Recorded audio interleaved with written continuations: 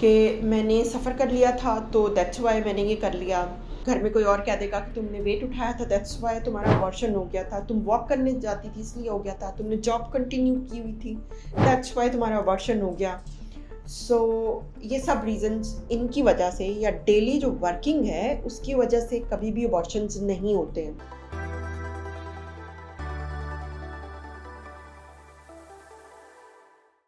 अस्सलाम वालेकुम, मेरा नाम डॉक्टर तंजीला रहमान है। मैं कंसल्टेंट ऑब्स्टेट्रिशियन एंड गायनेकोलॉजिस्ट हूँ। मैं Umar hospital and cardiac centre Johar town में प्रैक्टिस करती हूँ। आज हम जिस टॉपिक के बारे में बात कर रहे हैं वो ये है कि आपका जब अबॉर्शन हो जाता है तो आप कैसे रिकवर करें। So the topic is recovery tips after abortion.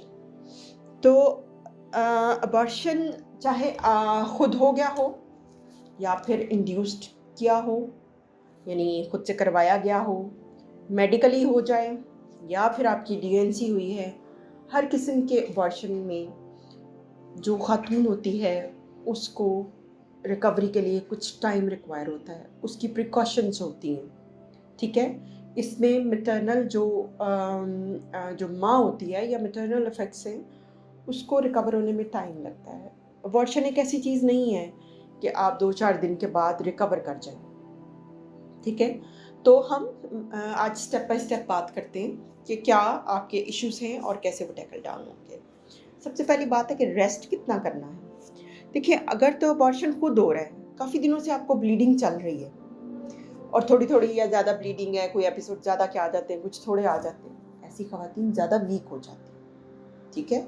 या तो लाइक ब्लीडिंग जब स्टार्ट होती है तो हम इसको ट्रीट करते हैं कि थ्रेटेंड मिसकैरेज है, यानी हो जाएगा, कंजर्वेटिवली उसको मैनेज कर रहे होते हैं, रेस्ट एडवाइस कर रहे होते हैं, दवाइयाँ दे रहे होते हैं, लेकिन बाय द एंड वो मिसकैरेज में एंड अप हो जाता है।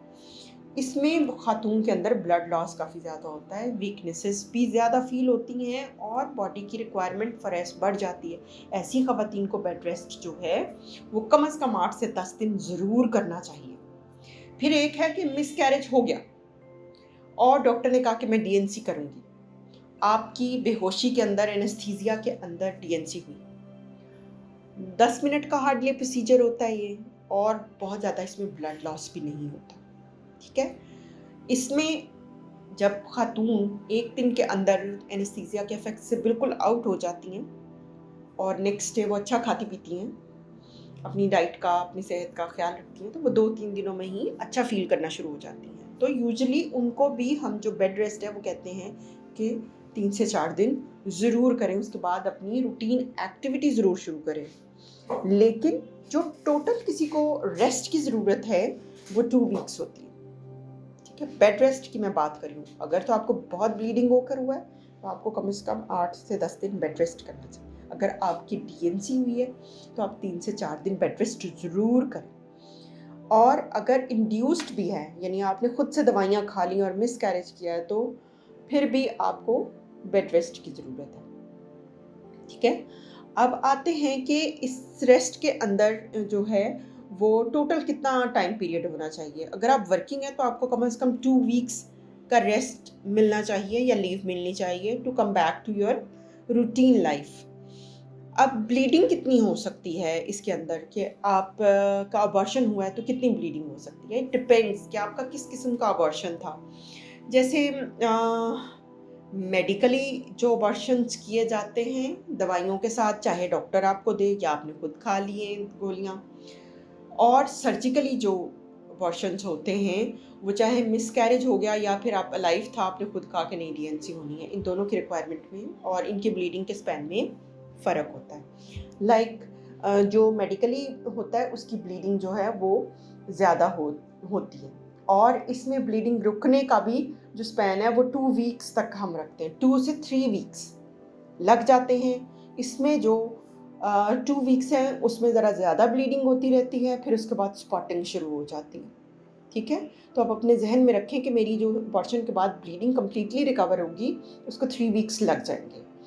और जो सर्जिकली ट्रीटेड होते हैं उनका ये होता है कि उनको 3 से 4 दिन ब्लीडिंग हो सकती है, जिसमें वो पैड यूज़ करेंगी या उस ब्लीडिंग को 2-4 पैड इस्तेमाल करके तो फिर वो कम होना शुरू होगी, उसके बाद स्पॉटिंग हो जाएगी। इनकी ब्लीडिंग भी 3 वीक्स में ही जाती है, ऑफ एंड ऑन कोई स्पॉटिंग हो जाती है या कुछ इस तरह करके कवर हो जाता है, ज़्यादा नहीं होती, मेडिकल वालों की ज़्यादा होती है।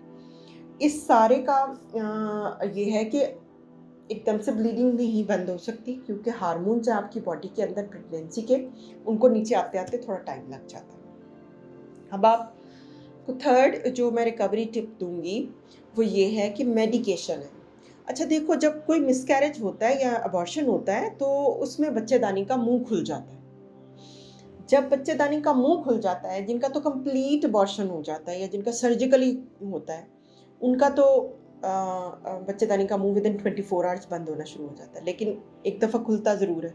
जब खुल जाता है तो उसकी इनर लाइनिंग के अंदर इन्फेक्शन होने के चांसेस बहुत ज़्यादा होते हैं। अब वो आ जाते हैं केसेस जिनका खुद ही मिसकैरेज हो रहा है, उनके थोड़े बहुत प्रोडक्ट अंदर रह जाते हैं जो मेडिकली होते हैं। तो प्रोडक्ट अंदर रह जाने वाले पेशेंट्स के अंदर ज़्यादा हायर चांसेस हैं कि इन्फेक्शन है। सो आपकी डॉक्टर जब आपको एंटीबायोटिक दे तो प्लीज़ उसको 5 से 6 दिन से 7 दिन तक मैक्सिमम आपने एंटीबायोटिक ज़रूर लेनी है। जो आपको वो मल्टीविटामिन या आयरन दे वो भी ज़रूर ले। आयरन आपको खाने की सूरत में दिए जा सकते हैं, आयरन की ड्रिप्स लग सकती हैं, in case of heavy bleeding आपको ब्लड भी लग सकता है। सो ये सब दवाइयाँ बहुत इंपॉर्टेंट हैं। अच्छा, अब फोर्थ वन है कि इन्फेक्शन हो जाए तो उसका आपको कैसे पता चलेगा। जब मिसकैरेज के साथ इन्फेक्शन हो जाता है, सबसे इम्पॉर्टेंट है आपको लोअर एब्डोमेन में पेन रहना शुरू हो जाता है। ठीक है, जो ब्लड आ रहा है वो स्मेली हो जाता है। ठीक है, साथ में फीवर हो सकता है और ब्लड प्रेशर लो हो सकता है। तो इन केसेस में आपको अपने डॉक्टर को रिपोर्ट करना है। वो आपको ज़रा हाई डोजेज ऑफ एंटीबायोटिक्स देंगे, आपका अल्ट्रासाउंड होगा और उसमें देखा जाएगा कि रिटेन प्रोडक्ट्स ऑफ कंसेप्शन या फिर बाकी को पीस तो नहीं बच गया जिसको सर्जिकली निकालने की ज़रूरत है। ठीक है, वो उसके साथ हल हो जाए। फिर पांचवा पॉइंट है कि लोगों का बड़ा कंसर्न होता है कि इस दौरान में हमारी कब एबिलिटी वापस आ सकती है कि हम दोबारा प्रेग्नेंट हो सकते हैं। तो कई दफ़ा तो जो अबॉर्शन वाली ख़वातीन होते हैं, जिस सेम साइकिल के अंदर वो दोबारा प्रेग्नेंट हो जाती हैं। तो जब आप रिकवर कर रहे हों इस सेम अबॉर्शन से, तो प्लीज़ आप barrier method of contraception at least ज़रूर इस्तेमाल करें, जैसे कि कॉन्डम, फीमेल कॉन्डम या मेल कॉन्डम होते हैं, ताकि आप दोबारा से प्रेग्नेंट इमीडिएटली ना हो जाए। इसमें यह है कि डिफरेंट थ्योरीज़ हैं, डिफरेंट लोग अपनी मिथ्स बनाते हैं कि दोबारा कब प्रेग्नेंट होना चाहिए। सो मैक्सिमम तो आपकी मर्ज़ी है, आप साल बाद कर लें, 2 साल बाद कर लें प्रेगनेंसी को प्लान, लेकिन मिनिमम टाइम पीरियड क्या है? प्लीज़ आप अपनी बॉडी को 3 मंथ्स ज़रूर दें to recover from the previous incidents.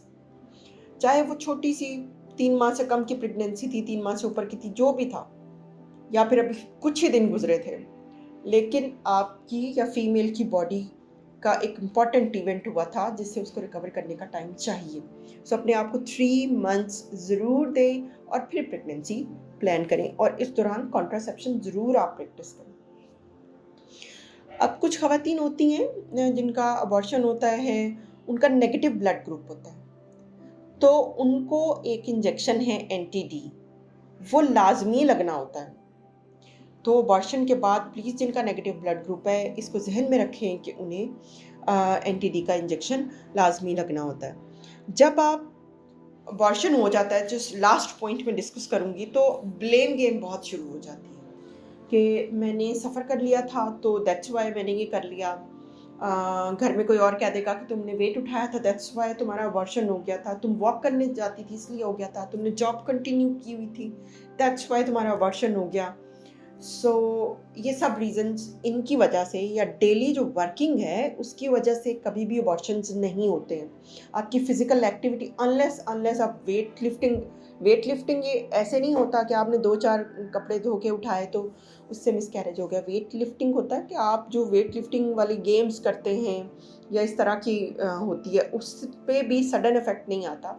उसके एक्सरसाइज का ये कि वॉक के साथ मिसकैरेज नहीं होता, स्ट्रेनुअस एक्सरसाइज हो तो there are may be chances of miscarriage. Usually miscarriage के चांसेस जो होते हैं वो क्रोमोसोमल एब्नॉर्मलिटीज़ हैं, कुछ इन्फेक्शंस हैं, या फिर यूट्रस के अंदर एब्नॉर्मलिटीज़ हैं, उसके वजह से हो सकता है। आपके इम्यून सिस्टम डिफेक्ट है, उसकी वजह से हो सकता है। ठीक है, या फिर इंड्यूस्ड हो सकता है। मिसकैरेज का ये डेली रूटीन की लाइफ के साथ कोई लिंक नहीं होता है। सो अपनी मेंटल हेल्थ को ज़रूर कंसिडर करें और ब्लेम ना करें खुद को कि शायद इसकी वजह से हो गया है। ठीक है, होपफुली आपको मेरे सेशन के बाद अबॉर्शन के बारे में, उससे रिकवर करने के बारे में काफ़ी मालूमात मिली होंगी। अगर आपको ये इन्फॉर्मेशन अच्छी लगी हो तो मेरे वीडियो को ज़रूर लाइक करें, शेयर भी ज़रूर कर दीजिएगा, चैनल को सब्सक्राइब करना मत भूलें, कमेंट में ज़रूर कमेंट करें। अगर आपका कोई क्वेश्चन है, I will answer that question. Thank you.